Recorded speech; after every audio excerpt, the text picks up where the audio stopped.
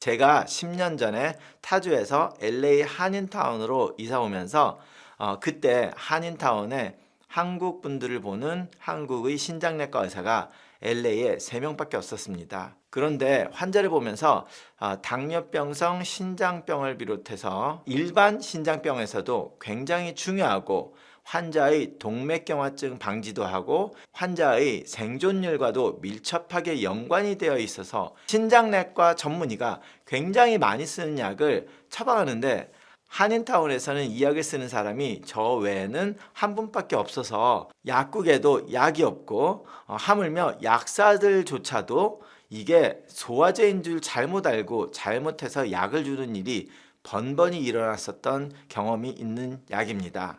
실제로 약국에서 약사분께서 저한테 전화를 주셔서 이게 위장약인데 이거 맞냐고 확인 전화를 한 일도 몇 번이나 있을 정도로, 아니면 어떤 약국에서는 아예 자기가 소화제라고 다른 거를 완전히 바꿔서 준 그런 일도 있었던, 어떻게 보면 아주 어이가 없고 황당한 일까지 일어났던 일이 10년 전에 이 약의 스토리였습니다. 그래서 오늘 이 토픽에 대해서 토론을 한번 해보겠습니다.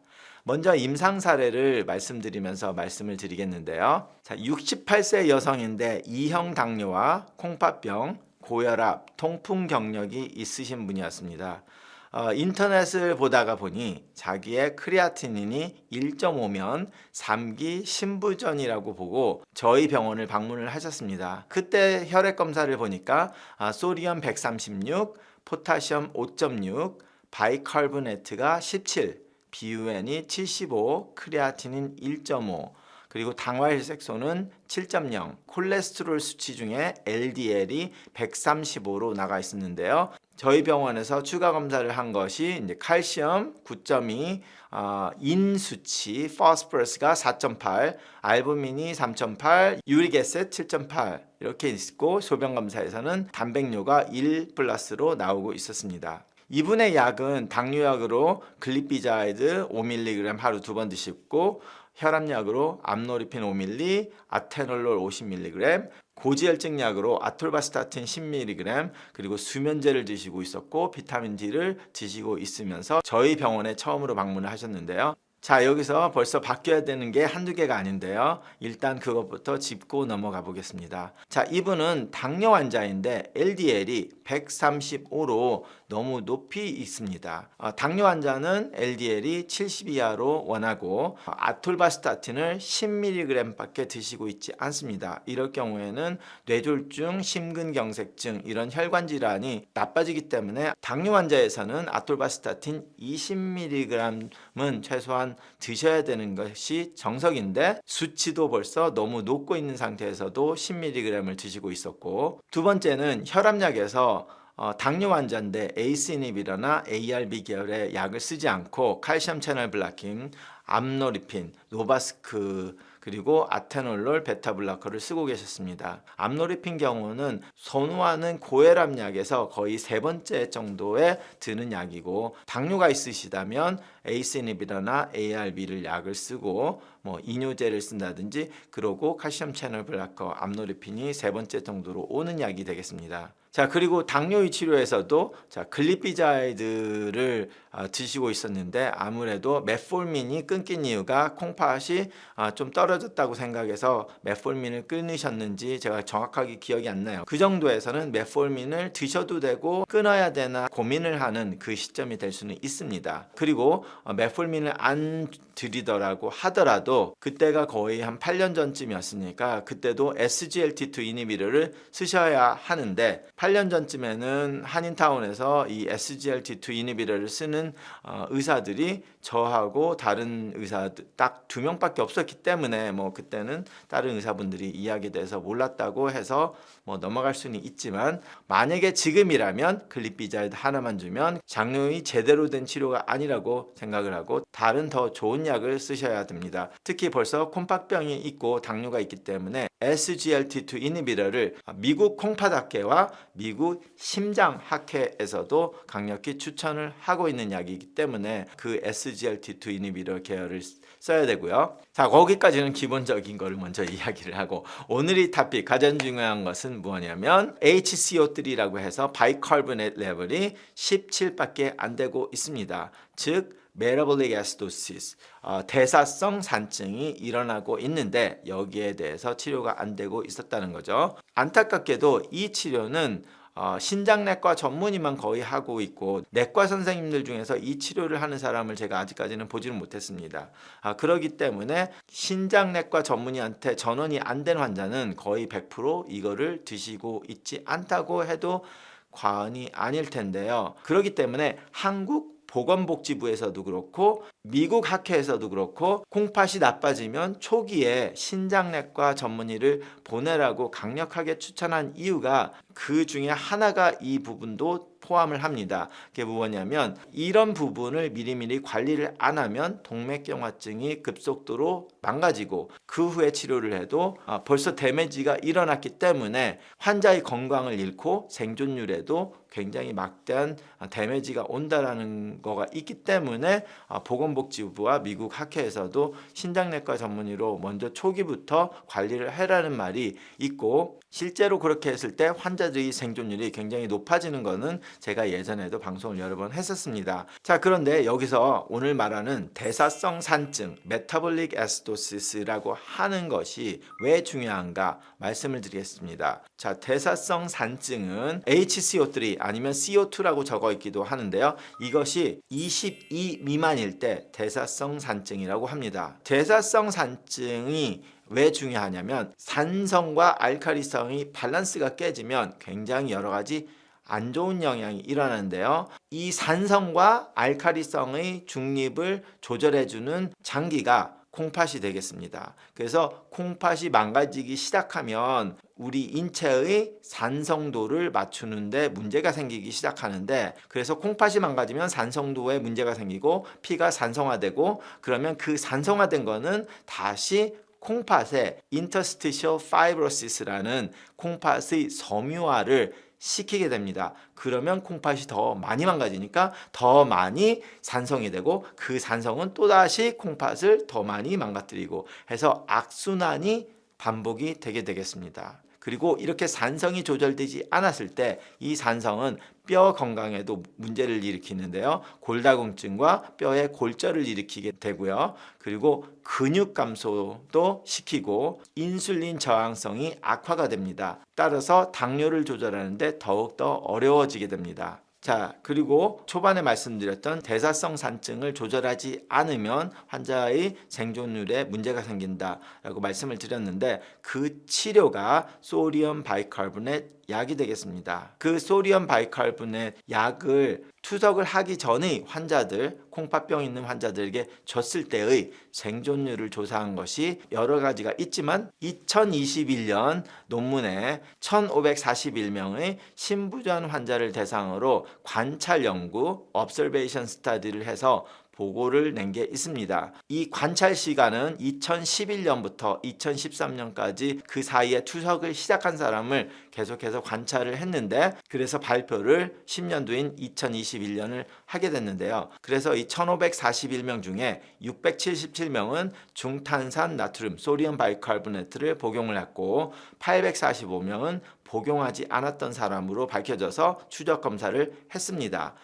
그랬더니 중탄산 나트륨을 복용한 신부전 환자의 사망률 그래프를 여기를 보시면 아시겠지만 3년 반을 지켜본 결과에서 중탄산 나트륨을 복용한 환자들은 13.6%의 환자가 사망을 한 반면에 중탄산 나트륨을 복용하지 않은 사람은 21.2%가 사망을 했다고 보고되겠습니다. 즉 중탄산 나트륨 복용한 군이 사망률이 35.8% 적었다라는 겁니다. 복용하지 않았던 사람에 비해서. 자, 그래서 이 중탄산 나트륨이 도대체 뭐냐? 소디움 바이카르보네이트. 자, 구글에 중탄산 나트륨 아니면 영어로 소디움 바이카르보네이트라고 하면 따단 하고 나오는 것이 어깨에 방망이를 쥐고 있는 그림이 나오면서 arm and hammer라고 해서 베이킹 소다가 나오게 되겠습니다. 자, 베이킹 소다, 한국말로는 식소다, 빵을 굴 때 쓰기도 하고 우리가 속 쓰릴 때 먹기도 하고 청소를 하거나 뭐 이럴 때도 쓰기도 하는 이 베이킹 소다, 소디움 카보네이트입니다. 베이킹 소다의 뒷면에 액티브 인그리디언트를 보면 소디움 바이카보네이트라고 써 있는데요. 사진처럼. 그런데 이것이 purpose 해서 목적은 antiacid. 그래서 속 쓰린 데 쓰는 위장약이라고 써 있게 됩니다. 자, 그래서 여기서 혼동하시는데 주의를 요하는 것이 있습니다. 소디움 바이카보네이트라고 해서 구글 검색을 하게 되면 antiacid이라고 나오기도 하는데요. 자, 그래서 제가 구글을 쳐봤더니 이 사진처럼 이렇게 약들이 쫙 나와요. 소디움 바이카보네이트하고 필 이렇게 치니까 그랬더니 첫 번째 나오는 것이 Natural Antiacid Tablet 해가지고 텀스라는 브랜드로 나오기도 하는데 이것의 카피약들이 쫙 나오는데요. 이 제품처럼 안티아시드로 나온 흔히 텀스라고 불리는 이 약이나 이 약의 유사약은 소디움 바이카보네이트가 아니라 칼슘 카보네이트입니다. 칼슘 카보네이트는 칼슘이 함유된 성분으로서 오히려 신장 환자에서 복용을 하면 동맥경화증이 악화되기 때문에 칼슘 카보네이트는 드시면 안 됩니다. 하지만 콩팥 환자에서도 제가 칼슘 카보네이트를 가끔 드리는 분이 있는데 그런 거는 조금 더 또 복잡하니까 그건 넘어가고 오늘의 토픽에서 이렇게 산증이 왔을 때는 칼슘 카보네이트는 아니기 때문에 제가 여기 보여드리는 사진처럼 소디움 바이카보네이트를 드시라는 겁니다. 자, 그러면 이제 또다시 어떤 환자들은 콩팥 환자에는 소디움, 나트륨을 먹으면 안 된다고 하지 않았나요? 그런데 여기에는 소디움 바이카보네이트인데 이거 먹어보니까 짜던데? 이런 말씀을 하시는 분이 있습니다. 그래서 여기에 나오는 소디움은 오케이. 이것도 복잡하게 가면 소디움 바이카보네이트와 소디움 클로라이드, 우리가 말하는 이제 짠 물이나 짠 소금 같은 경우는 소디움 클로라이드인데 이게 소디움과 클로라이드가 좀 안 좋은 역할을 하기 때문에 소디움 바이카보네이트를 먹는다고 부종이 일어나지는 않습니다. 하지만 소디움 클로라이드, 소금을 먹게 되면 부종에 문제가 생기는데 나중에 설명을 드리든지 할게요. 그래서 소디움 바이카보네이트는 소디움 클로라이드와 또 다른 적이기 때문에 이 소디움은 괜찮다라고 생각을 하시고 너무 걱정하시지 말고 드시면 됩니다. 환자분들 중에서 이게 소디움이라고 써 있어서 걱정을 하시는 분들이 있어서 말씀을 드리고요. 만약에 콩팥이 나쁘시다면 그러면 나는 어떻게 해서 이 소디움 바이카보네이트가 필요한지 어떻게 찾아보냐. 나의 피검사에서 저희 병원의 실제 환자의 피검사 프린트아웃인데 자, 여기서처럼 Comprehensive Metabolic Panel이나 아니면 Basic Metabolic Panel에 포함되는데 여기에서 보면 카본 다이옥사이드라고 해서 24라고 써 있는 그 수치가 바이카보네이트의 레벨입니다. 바이카보네이트라고 말을 했는데 왜 여기에는 카본 다이옥사이드라고 써 있냐? 바이카보네이트를 CO2 또는 카본 다이옥사이드 또는 HCO3라고 표기도 합니다. 그래서 피검사 기관에서 어떻게 그걸 표시하느냐에 따라서 여러 가지 말이 약간씩 바뀔 수 있는데 동일한 거니까 CO2 HCO3 아니면 카본 다이옥사이드라고 써 있는 수치를 보시고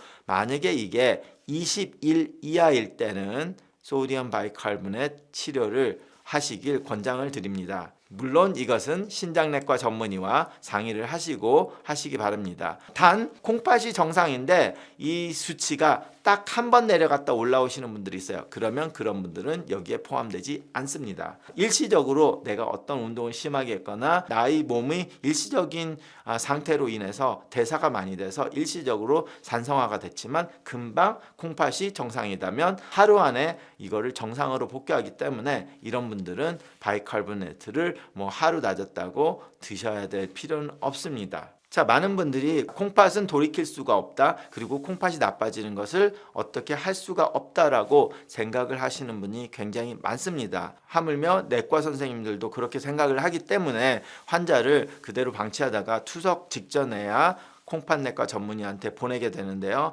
오늘 말씀드린 이런 것뿐만 아니라 여러 가지가 콩팥이 나빠지는 것을 방지를 할 수 있거나 아니면 콩팥이 나빠지는 속도를 줄여주는 치료 방법들도 있고, 그뿐만 아니라 그 치료가 혈관을 보호하고 동맥경화증 때문에 뇌졸중이나 심근경색증이 오는 것을 조절하는 일을 신장내과에서 하기 때문에 콩팥이 안 좋거나 특히 당뇨가 있으신 분들, 고혈압이 있으신 분들, 이런 분들은 소변에서 단백뇨나 혈류가 나온다거나 아니면 조금 이상할 때 콩팥에서는 벌써 굉장히 많은 데미지가 일어나고 있기 때문에 그런 것을 미리미리 조절을 할 때 콩팥의 생존뿐만 아니라 환자의 건강과 생존율을 향상시킬 수 있기 때문에 조기에 적절한 치료를 하시기 바랍니다. 감사합니다.